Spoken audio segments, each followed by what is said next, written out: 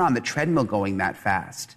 And he fell off. And this man would keep putting his son back on the treadmill, making him run. It was all part of just a bigger abuse situation.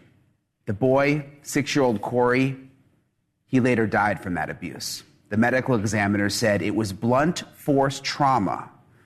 The dad said that Corey got sick. That was all part of the defense in the trial. But the ME and the officials said blunt force trauma, and the jury did not buy that this little boy just got sick, especially when they saw all the doctor's records. No one was buying those lies.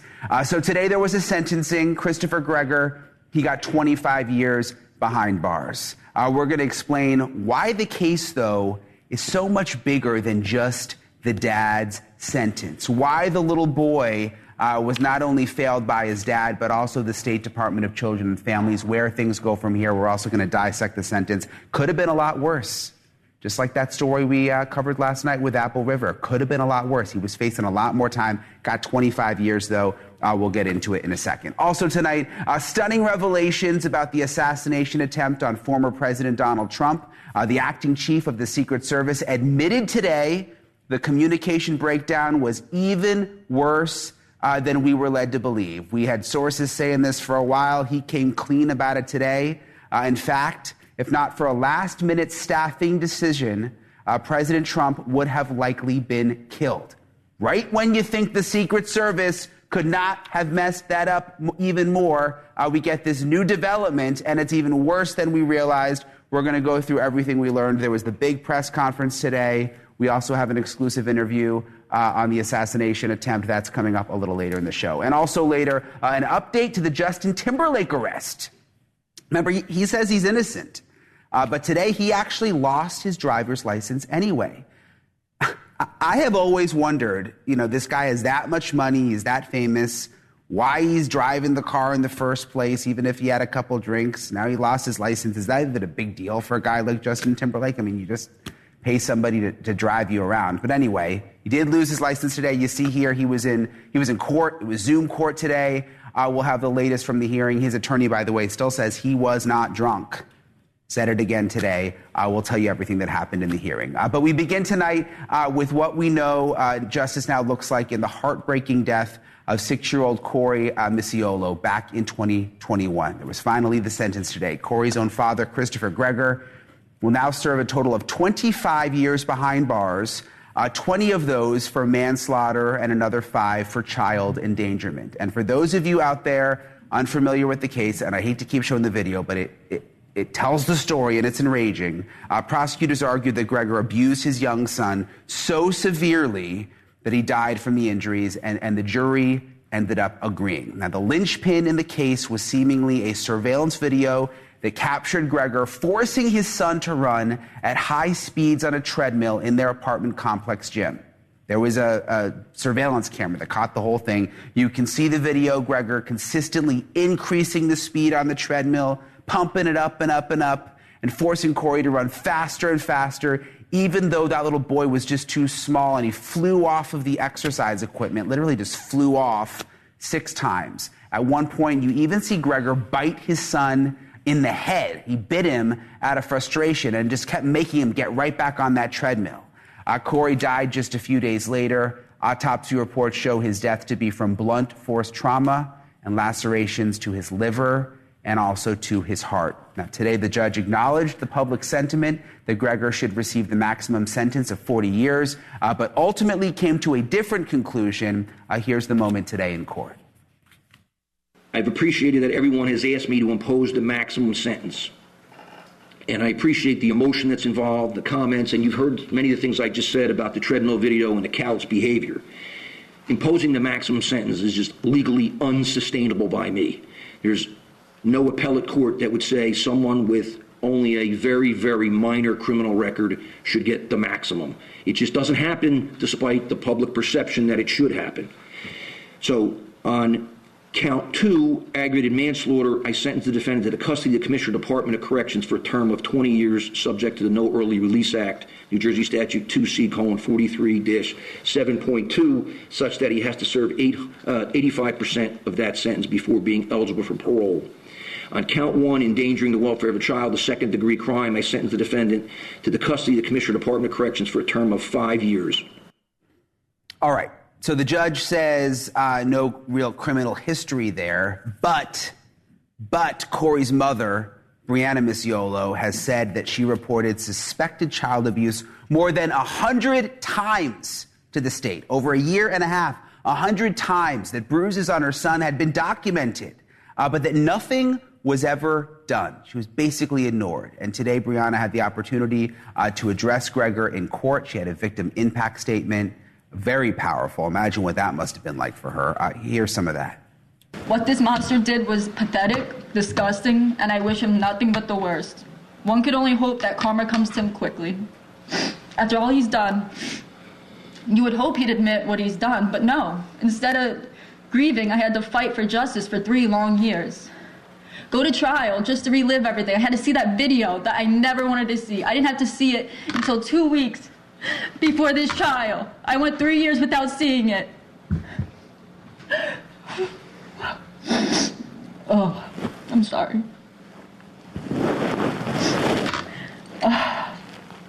Just for you to be found guilty anyway. What was the point of that? Just to make it worse for us? Are you that crazy that you convinced yourself you didn't do this? I hate you. I will never forgive you. Wow, she did not mince words. I was, just like last night, I was leaning in to see if this guy was crying. I didn't really see any tears. NewsNation correspondent Laura Ingle had a chance to talk to Brianna, the mom, today about the sentencing. Here's what she said. Waiting for your victim impact statements. What was that like for you? I was definitely nervous at first, but once I started talking, it was easier to say all the words I needed to say, and there's a few in there that definitely weren't meant to be, but I felt like he needed to hear that. I feel better after saying what I had to say, my piece. Let's talk about the sentence. 25 years, you wanted 40. What are you thinking right now? What went through your mind when you heard the judge hand down the sentence? I wasn't surprised. I had a feeling it was going to be 25, just because of his criminal past, I guess, or the lack of. So I kind of knew it wasn't going to be 40, but, we were hoping for it, but 25 is okay. So you did the victim impact statements today, and also your parents were there as well. Tell me about what that felt like, because that courtroom was packed. There was a lot of emotion. Talk to me about watching your parents talk about your son. It was very hard. My dad has been very closed off this whole, since Corey passed, and it was surprising, and I think a good thing that he was able to get up there and say, some things he wanted to say. I feel like we all just felt like relief after we were able to say what we needed. Did you make eye contact with him? No. Did you see him? Did you feel him looking at you at any point? Maybe. And his apology, I can't say it on TV, but I don't believe it. He said that he did. Yeah, it was bullshit. He apologized. I don't forgive him. I never will. And he's a monster. You also spoke directly to him at one point. I wasn't supposed to, but yeah, I did. Tell us about what you said to him and what came to you in that moment. I just wanted to tell him that I hated him. I don't forgive him. He's a monster. He wasn't loving like he pretends to be. He didn't hug Corey, didn't kiss Corey, and it made me sick to my stomach that he made it seem like he was a good father in his statement. And I just wanted everyone to know it's not true. Don't believe him.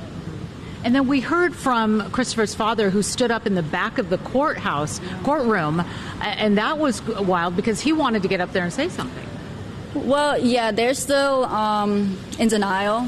They swear by what Dr. Bodden said, that's an infection, even though no one else believes him. I don't even think the judge does, obviously. I think they're just in denial. And they will say anything against us, even though Corey wasn't abused or killed while he was solely in my custody. Right. Yeah. And when you spoke to him and you said those words, do you now feel a sense of relief of getting those words out? You will, the word closure doesn't exist as far as many of us covering these types of cases are concerned, and I know for victims' families as well. What did that feel like now that you've done that? I think it's the closest thing to closure that I'll get, and it felt very good to tell him I hated him and, I didn't believe him, and yeah, it felt great. What happens now? 25 years. A lot of people really wanted to hear 40. That was the number that you said before we all started this today, that's what you wanted to hear. Yeah, like the judge said, he had to do it legally. So I respect his decision, and it's not as long as we wanted, but he's not going to get out and, be able to start his life over, completely. He's an old man, so I'm happy for that, and, hopefully something happens to him in jail, so I shouldn't say that, but... That's how you feel right now. That's how I feel. Right. What did you make when he was wiping away tears? Because I could see him. His head was down. He didn't want to look at you guys when you were giving your victim impact statement. His head was down. He could be seen wiping away what looked like tears. I think he cried for himself. I don't think he cried tears for Corey or me or maybe his family. I don't know. But it was for himself. It was selfish tears. Bree, what will you do now? What's the next step for you and your family? Well, I have a daughter, so we're just trying to live like a normal life, and I want to be an advocate for other children that are dealing with this, because no child should be abused. No adult should be abused, especially a child. It's horrible, and I just want to try to be the voice for the kids that are being abused. Do you have a message for the state of New Jersey, for the Child Protective Services, for this division that you complained to for over 100 times? Fix what's going on. You guys are not good at your jobs. Your system sucks. And start saving children instead of letting them die and being neglected. Yeah, she certainly didn't hold back how she was feeling. That was NewsNation correspondent Laura Engel talking to the mom there. We saw this in a case we covered just yesterday, too, in the Apple River stabbing, where the man convicted of killing a teenager while tubing down a river got a much lighter sentence than the maximum. Now, the public's cry for justice can often be pretty severe when it comes to the death of young people. And a judge has the important job of taking every aspect of that individual into consideration. The question, did the judge get it right in the case of little Corey? And for that, I turn now to Dave Ehrenberg. He is the state attorney for Palm Beach County, and also Sarah Azari, criminal defense attorney and NewsNation legal analyst. It is good to see both of you. I just want to start off with you, Sarah. I mean, what did you make of the sentence? Did you think it was fair? I hear your dog barking, by the way. You warned me in a text right before this. My dog's very vocal tonight. I heard him. He doesn't like the sentence. He doesn't like the sentence. What did you think? Yeah, I think it was fair, Brian, and I say this because, look, I sympathize with this mother who's grieving the loss of her son. There's no amount of prison time that's going to bring him back. But at the same time, there's a reason why we call this a victim impact statement, not a victim mandate. Victims don't get to dictate what the sentence should be. This judge, as he was very, very clear, he had to take into consideration not only the victim impact, but also these other factors, mitigating factors, his lack of criminal history overall, and the sentence has to be fair and legal. So I think it was fair and legal. I think, in between Dave and I, Dave's got the easy job. Let's just be real, Dave. But one of the hardest aspects of his job is explaining a sentence to a victim. Every victim in 20 years of doing this always wants, the max and then some. Just last night I watched a show. The victim's family was not satisfied with the sentence. Yeah. I've never seen victims be satisfied with the sentence. So it's really fair, and I think to some extent it might not even be fair that it's consecutive, but we'll talk about that later. Yeah, I get, Dave, that the criminal history is important during sentencing, and like you do a DUI case or something, and it's like, oh, whatever. But, I mean, when you hear about the abuse that this little boy suffered and the 100 complaints that went ignored, it's like hard to care that he hasn't really done anything documented in the past. Yeah, it's good to be with you, Brian and Sarah, part of the A-Team, Azara and Ehrenberg. I have to disagree with Sarah, though. Yeah, I disagree that the prosecutors have the easy job. We got the entire burden of proof. And then we do have to talk to victims who are expecting an immediate death penalty and have to walk them off the ledge. And look, they've lost everything. And I get it. But you don't want a sentence to be appealed and then have them to relive it over and over again. You drag back in court to have possibility of a sentence being overturned. This judge was meticulous in going through the elements and why he could not double count. Like, as heinous and atrocious as that video is and his conduct, it's built into the charge. The endangerment charge requires that level of atrociousness. The manslaughter requires that level of a heinous activity. And so if you add it in addition to that as an enhancer to make the sentence longer, it could be overturned as on appeal as redundant, as piling on. So I get why the judge did it. Personally, I thought this guy deserved at least 30 years, but, I never thought he would get the full 40 for the reasons we've already said: lack of criminal history, and the fact that he was acquitted of murder. This is a manslaughter case, so I understand why the judge did what he did. Sarah, the dad denied until the very end that his actions had anything to do with his son's death. Do you think that was a mistake? I mean, should he sort of have accepted responsibility after the verdict in a way? Would that have helped with the sentence, do you think? It's a huge, well, I don't know if it would have helped with the sentence, maybe, but it's a huge mistake. And I fault lawyers for this, because as lawyers, we prepare our clients for sentencing. We have them write out a remorse statement. Sentencing is about, mitigation and remorse and mercy. It is not about litigation of culpability or denial of culpability. The jury found you guilty, so bye, boy. I mean, that part is done.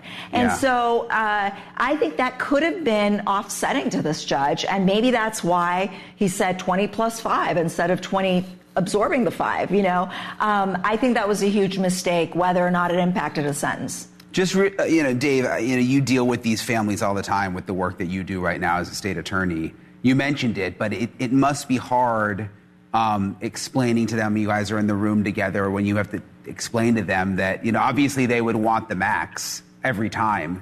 I mean, what are those conversations like? They're tough, but you'd be surprised. There's some families who want restorative justice. Let's have a conversation. They're opposed to the death penalty. They're opposed to excessive incarceration. So it just depends. And then you have a conflict within the family. That's really tough. Like, whose side do you take? But in this case, you heard the interview before we got on of the wife who lost everything in this, and yet she understood, because the prosecutors, I think, led her to believe that she was not going to get the 40 years. And then the judge walked everyone through his reasoning. I thought the judge did a really good job of that. I watched that before I came on. It was lengthy, but he went into detail for a reason, not just to protect this case on appeal, but also to let the parties involved realize why he did what he did. Yeah, and you could tell, like you said, that she clearly was explained by the prosecutors not to fully expect, the full sentence. Dave Ehrenberg, Sarah Azari, thank you both for your analysis. Thank you for coming on a Friday night. Hopefully you guys can get your weekend started now. You both can party tonight, even though you're on opposite sides of the country, but have a good one. Thank you. Thanks, Brian. Billy says thank you. Yeah, and he only barked the one time. That was it. He was pretty good. That's it. All right, before we go to break, we have an update on another story that we've been following. Chad Dorman, the man accused of fatally shooting his 3 sons execution style last summer, has accepted a deal that allows him to avoid the death penalty for a guilty plea. Now, the case got a lot of national attention when body cam footage showed Dorman sitting calmly on the steps of his home with his rifle afterward. Very disturbing to see. He had previously confessed, but the confession was actually tossed after a judge ruled his Miranda rights were violated. Well, he will spend life behind bars. No chance for parole. All right, still to come, some jaw-dropping admissions by the acting director of the Secret Service about just how close former President Trump came to death. It turns out the 20-year-old would-be assassin was in many ways actually better prepared than the Secret Service, and his plot was only foiled because of a last-minute decision. All this came out today. We'll explain it after the break.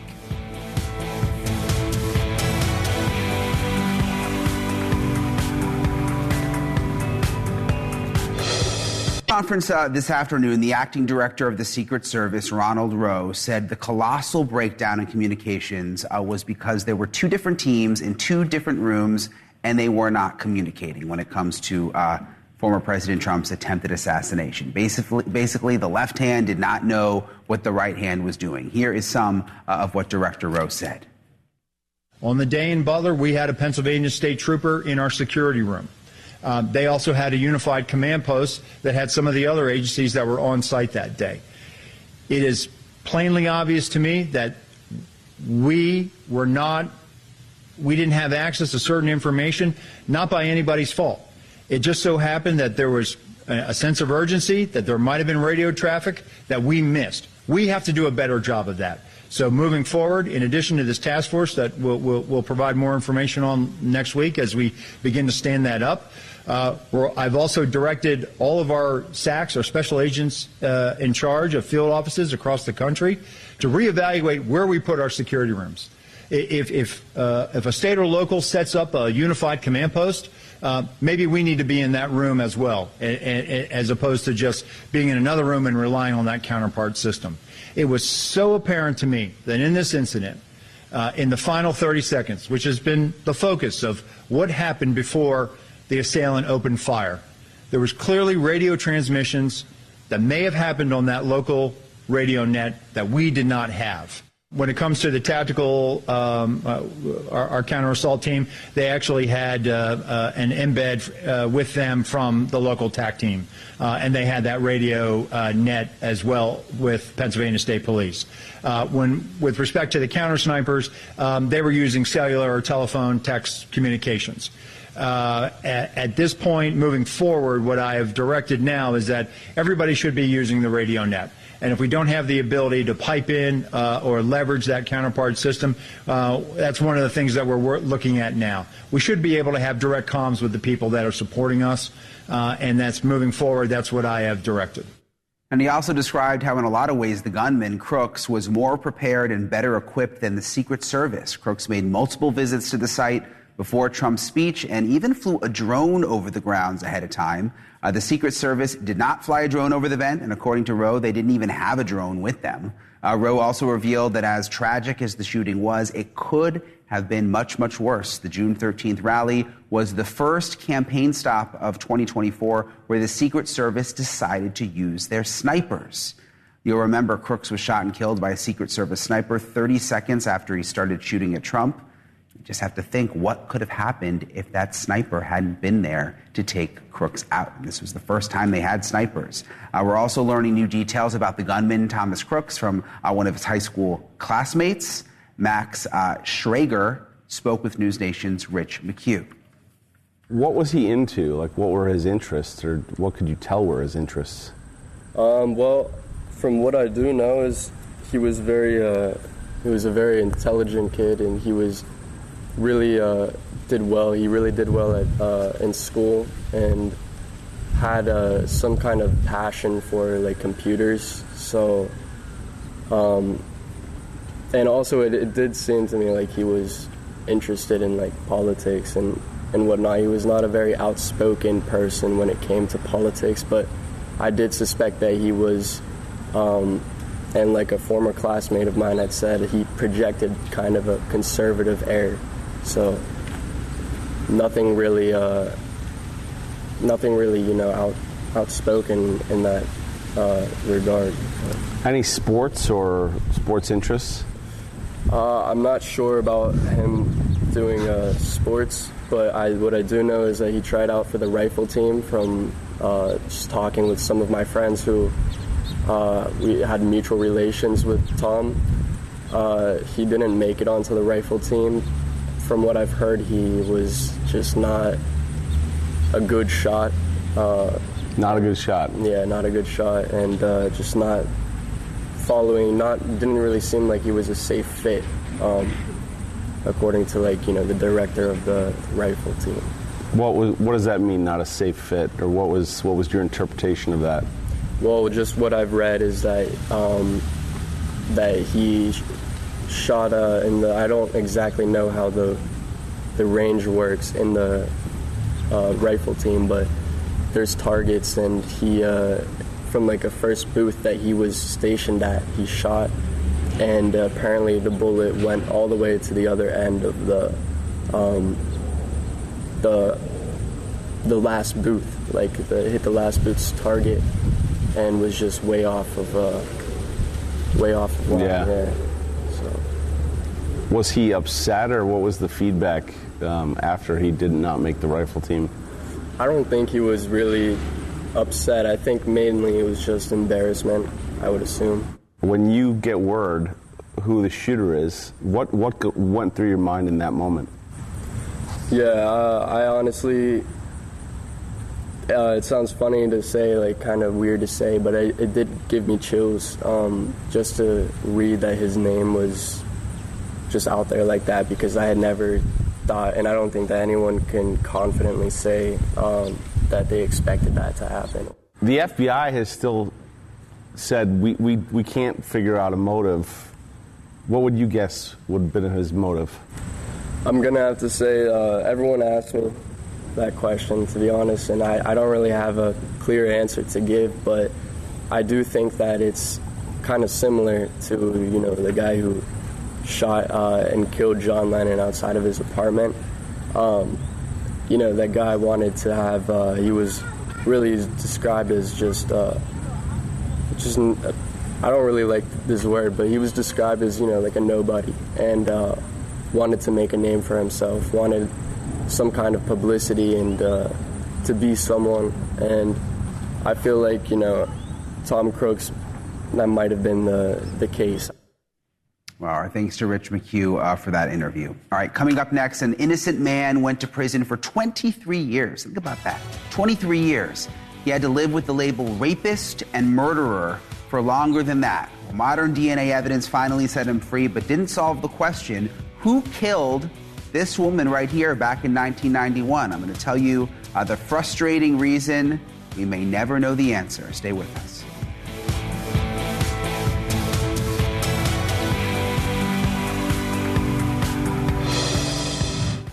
All right, I want to show you a picture that speaks 1,000 words. That man in the green Hawaiian shirt is walking out of prison after 23 years behind bars.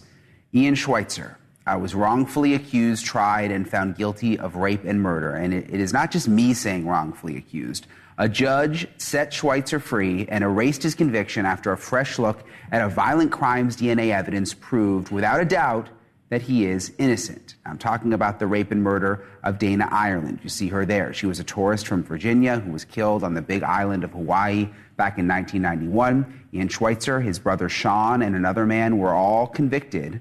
Ian was sentenced to 130 years in prison, and that was back in 2000. It took until last January to prove Ian's innocence and finally set him free. Now, if that is not maddening enough, this tragic miscarriage of justice, police who were closing in on a new suspect with new DNA evidence found that suspect dead in his home last week.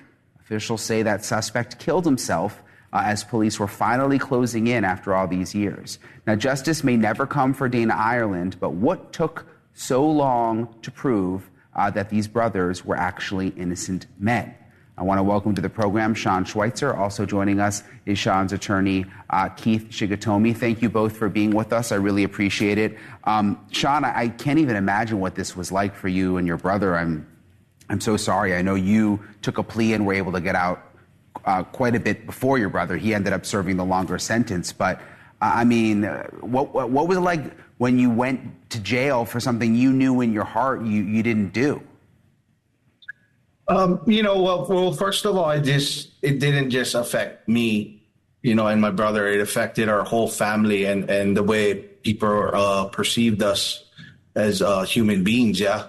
The feeling when this all first happened, it was, I had faith in the system that, I thought it would work, and, that this couldn't be happening to us because it was ridiculous, in my mind, it was ridiculous that they were even thinking of us as suspects. And, then as slowly as time went by and, I'm sitting in a cell and I think, geez, what's going on? they had no evidence against us, and they still pushed forward. Yeah, I can't. Yeah, it's unbelievable. We do stories all the time where people are forced into confessions, and then it comes out later through DNA evidence that they didn't even do the crime. That's basically what happened with you, right, Sean? I mean, you had a confession, right? I wouldn't call it a confession. I failed polygraph, so I was kind of amazed that they still gave me the deal. I mean, I was like, fuck, I'm not going home. Sorry. I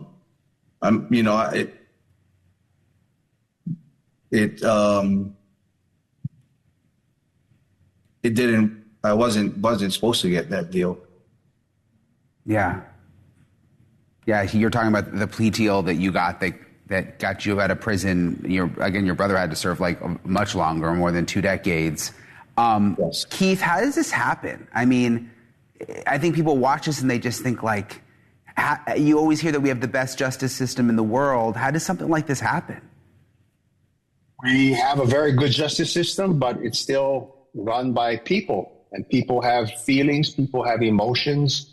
And you have to remember that back at that time, there was this overwhelming sentiment for Dana Ireland, and people wanted somebody to blame.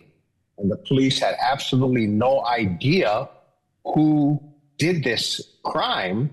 Yet at some point, they get a story from 2 convicts that say that Sean and Ian were involved, and they decide that they're just going to push forward with this case. In the middle of the case, back in 1998, all the time back then, the DNA didn't match. They knew the DNA didn't match. The DNA of Sean and Ian were not at the scene. They all were of one person, yet for whatever reason, they pushed forward with the case, got the convictions, and it took years for us to bring it back into court, show them that the DNA, new DNA, additional DNA didn't match. And finally, a court was able to see through the lies of the convicts and say, hey, the boys are innocent. Yeah. In the meantime, they're the ones who are suffered. Sean, do your brother get an apology? I'm just thinking of like the detectives and the prosecutor who pushed so hard to tell people that you were a killer. I mean, do they come back around? And I mean, when they're wrong and the DNA shows it, has there been an apology? No, none whatsoever. Wow. I mean, what can you do? What can you and your brother do now? I mean, can you sue? I'm just trying to think, can you get some kind of justice of your own? Everything's in a process, and right now we're actually fighting for them to actually say that we're innocent. With all the evidence that. Right. And at this time, we're in the middle of court proceedings to have Sean and Ian to be declared innocent. Right now, the cases have been dismissed, but we're trying to get them to be declared innocent under the law. That's going to finally clear their name, clear the cloud that they've been living under for all these years. Yeah, it seems they would deserve that at the least. And what a tragedy for the victim's family that, the man who was connected with DNA now takes his own life as police are moving in. I mean, it's really just a tragedy all around. Sean Schweitzer and Keith Shigatomi, we really appreciate you both coming on tonight. We'll continue to follow the case. I hope you get some kind of justice for you and your brother, too. Thank you so much. Thank you. Thank you very much. Okay, we're going to take a short break. Stay right here. Have you seen the crime scene photos showing the spot where Gypsy Rose Blanchard's mother, Dee Dee, was stabbed to death? The pictures, they're very graphic. They're making the rounds. Again, we talked about it last night, sparking lots of discussions about Gypsy Rose, her sudden fame, and reminding us why she's suddenly a social media superstar, where some people think it's all for the wrong reasons, this stardom. We're going to actually go through the photos with an expert. What did the photos actually show? That's next.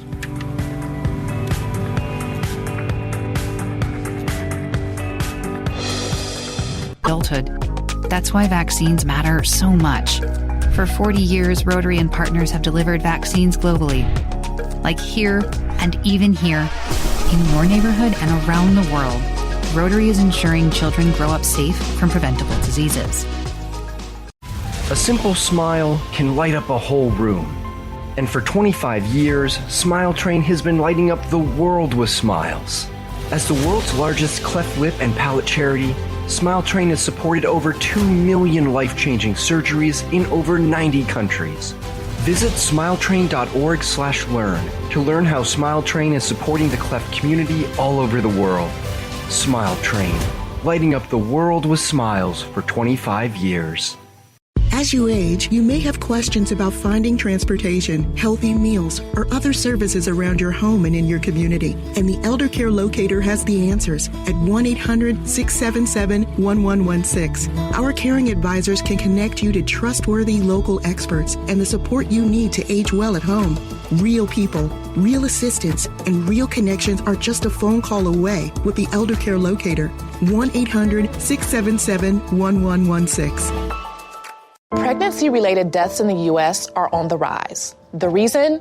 Cardiovascular disease. And Black, Hispanic, and Native American women are the most at risk. I never thought my pregnancy could cause heart failure. I experienced my first heart attack after the birth of my son. But high blood pressure, gestational hypertension, and diabetes can put mom and baby at risk. Visit goredforwomen.org/pregnancy to learn more, because my health is our health. With journalists in more than 100 newsrooms across the country, this is NewsNation, America's fastest growing cable news network. My name is Corporal Bradley Joseph Seitz. Jerry Reed. Kate Weber. These are real veterans facing a real challenge. I have PTSD. And I have PTSD. I have PTSD. Post-traumatic stress disorder can happen to anyone. I was still in a war zone in my mind. But treatment can turn your life around. Treatment has really saved my life. To learn about PTSD and how treatment can help you, call your local VA medical center or visit ptsd.va.gov. Hey drivers, it's Ryan Blaney, your 2023 NASCAR Cup Series champion and driver of the number 12 Discount Tire Ford Mustang. Do you know one of the most important things that helps keep my car going on the track? Tire pressure. Keeping your tires properly inflated is crucial for safe stopping power and better gas mileage. Check your tire pressure at least once a month or stop by a local tire retailer for an air check. A message from the U.S. Tire Manufacturers Association. If you're caring for someone with COPD, you probably have a lot of questions. Caregivers juggle many roles. The right resources can help. The COPD Caregivers Toolkit is a free resource that provides information about COPD to help you prepare for doctor visits, support a healthy home, and take care of yourself. Visit nhlbi.nih.gov/COPD-caregivers. Yes! I finally got my first phone! It is exciting. Let's learn a few things about online safety first. We can secure our world. Online security depends on you and me. Install updates, make better passwords. Think before you click, use multiple factors. That's how we can secure our world. Learn more at CISA.gov/secure-our-world. This summer, the Games will bring us together to celebrate our nation's athletes, their sacrifices, resilience, and unwavering passion. Because at the U.S. Center for Safe Sport, we believe athletes are defined by their journey, not the medals they win. And creating a safer stage for all levels of competition is our priority, from the practice fields in your town to the podium in Paris. Join the movement to end abuse at uscenterforsafesport.org. Common side effects include inflammation of the nose and throat, insomnia, and sleepiness. Ask your doctor for Austedo XR. All right, so this week we are revisiting one of the most bizarre and puzzling murder cases of recent memory, and for good reason. It is the murder of Dee Dee Blanchard, the Missouri mom whose alleged mental illness was behind the lifelong abuse of her daughter, Gypsy Rose. Dee Dee was stabbed to death in 2015. It was an especially violent murder that Gypsy Rose confessed to planning and that her boyfriend actually committed. Gypsy Rose left prison 6 months ago She's enjoyed a certain level of celebrity. She's had a reality show, millions of social media fans.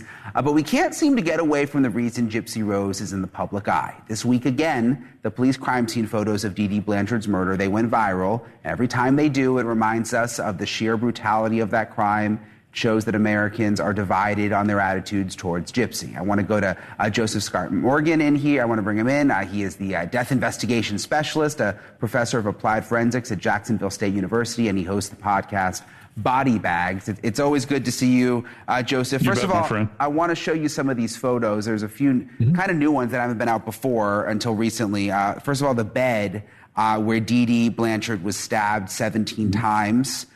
You see it there. Her body, it's still in the picture. Awful to see that. What does this tell you? I mean, I see the blood, but what does it tell you?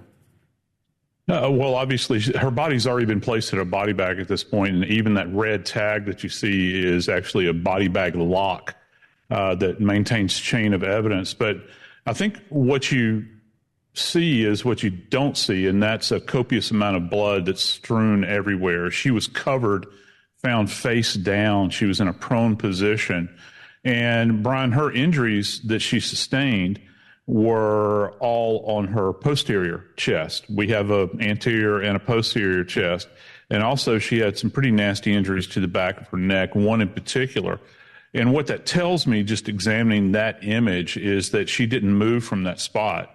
That once they attacked her, and Godejohn specifically, once he attacked her and set upon her, she never had a chance of getting up from that position. I think one of the things that I've borne witness to that is really quite striking, Brian, is the fact that you can actually make out bloody handprints on the surface of her skin.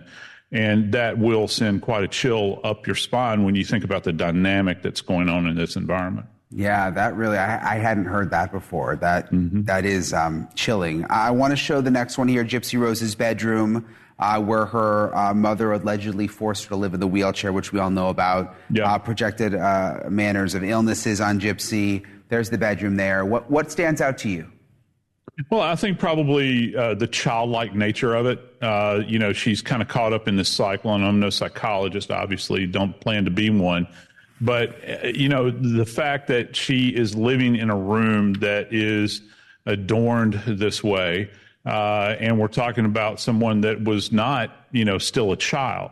I don't know if her growth was stunted at that point, or her worldview, or whatever the case might be. I have no idea. But what I do know is that it's very cluttered, and this gives you a sense of disorganization. And when you go throughout the house is very cluttered.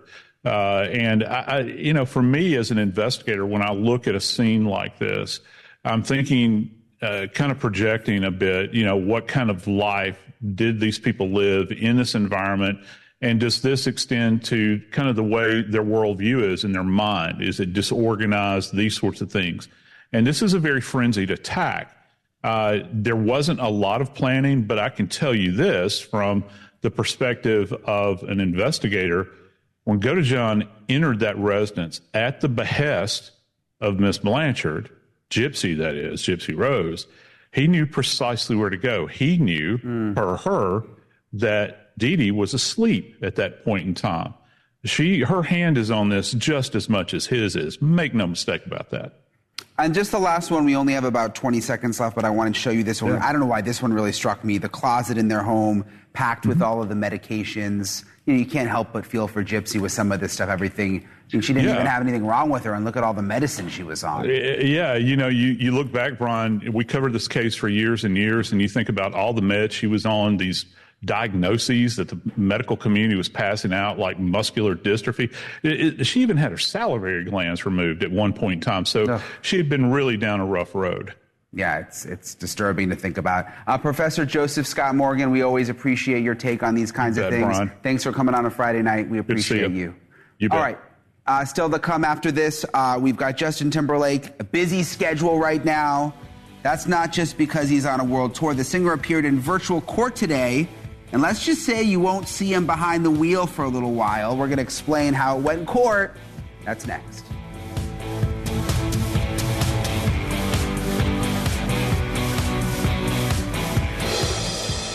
Have all seen the mugshot that landed Justin Timberlake in court today. And now we know he will be saying bye, bye, bye to his driver's license. In a virtual court appearance in Sag Harbor this morning, Timberlake pleaded not guilty to driving while intoxicated, which you might think not guilty. Why is he already losing his license? But the judge suspended the singer's license anyway. And the reason is because he refused to take a breathalyzer test when he was pulled over back in June. And license suspension for situations like that is pretty much the standard in the state of New York, standard in many other states too. And while not in a suit and tie, Timberlake did show up to the virtual court in a black-collared button-up all the way from Antwerp, Belgium. Do we have him there? I think he was in Zoom court today. I guess must have been on tour or something. The hearing just a blip in his day before his concert there tomorrow. Now, good thing he won't need to drive while on the world tour, set to end in late December. Timberlake's high-powered lawyer, his name is Edward Burke Jr., continues to be very, very vocal in defending his client. He is adamant that JT was not even drunk, saying in court today, quote, "I'll say it again, Justin Timberlake was not intoxicated, and we're very confident that criminal charge will be dismissed." Now, the judge is none too impressed with Burke, however, and actually threatened to impose a gag order on the lawyer, citing what he called inappropriate comments to the media, accusing Burke of poisoning the case before it even begins. So we'll have to see what happens at the next court date. It's been a great week. Hope everybody has a great weekend. I'll see you Monday.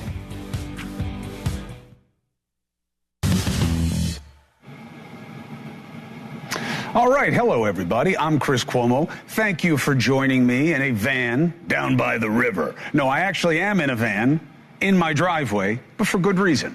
Former President Trump has come to where I live for a fundraiser. The good news is the security around former President Trump is so extensive, all the roads were closed down while